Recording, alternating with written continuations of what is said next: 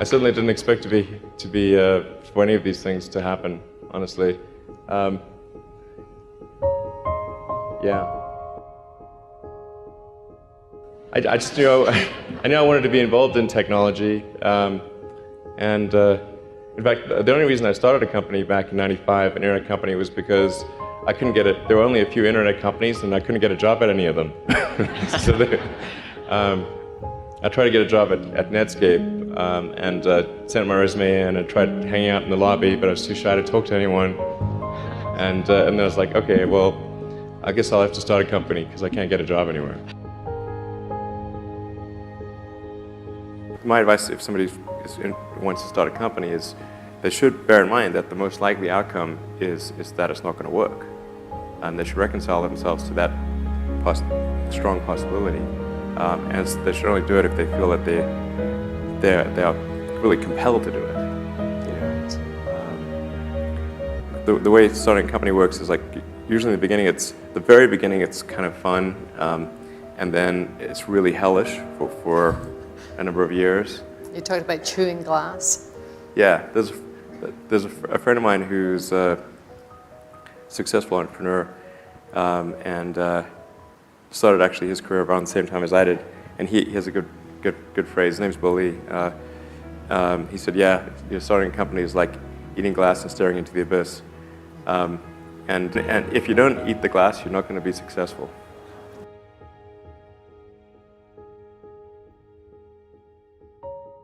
People do not think critically enough. I mean, critical thinking is a skill in short supply, where people take too many things they assume too many things to be true without sufficient basis in that belief. It's very important that people closely analyze what is supposed to be true and try to build up. Try to say, let's analyze things from first principles, not by analogy or not by convention. If you assume things are true by convention, which is actually what most people do, then it's difficult to gain insight into how things can be bettered. In any argument or any sort of train of thinking, you want to make sure that the underlying premises are valid and applicable, and then in reaching a conclusion, that the conclusion you're reaching is necessarily driven by the underlying premises and the interconnection between those premises. That may seem like a really simple thing to say, but most people don't do that. So it's really the foundation of rational thought.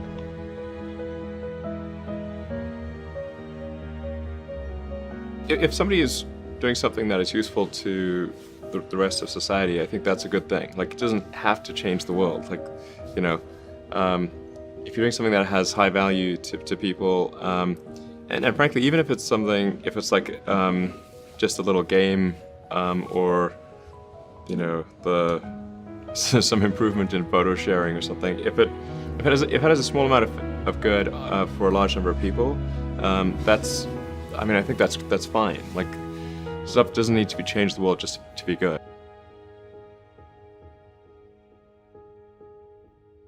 People tend to overweight risk on a personal level. It's one thing if you've got, a mortgage to pay and kids to support, and that if you were to deviate from your job, how are you going to feed your family and pay the rent? And okay, that's understandable. But let's say you're young and you're just coming out of college or coming out of high school or whatever.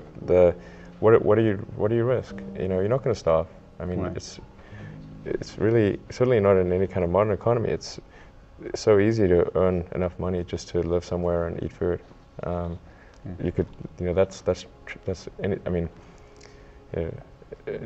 very easy to do. So I don't know what are they afraid of? They're mostly afraid of failure, I think, but people should be less risk averse when there's not much at risk.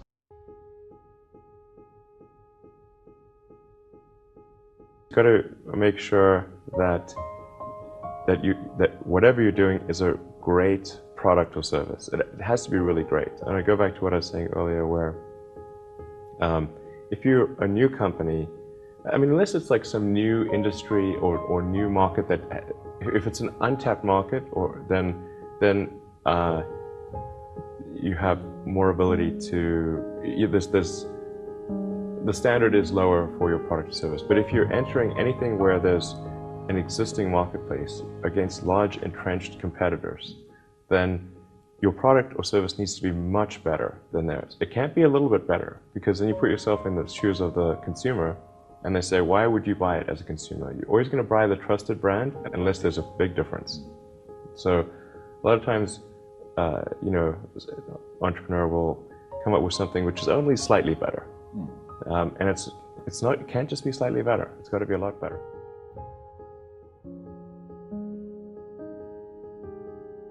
If you're creating a company or if you're joining a company, the most important thing is to attract great people. So either join a group that's amazing, that you really respect, or if you're building a company, you've got to gather great people. I mean, all a company is a group of people that have gathered together to create a product or service. And so depending upon how talented and hardworking that group is, and the degree to which they are focused cohesively in a good direction, that will determine the success of the company. So do everything you can to gather great people if you're creating a company.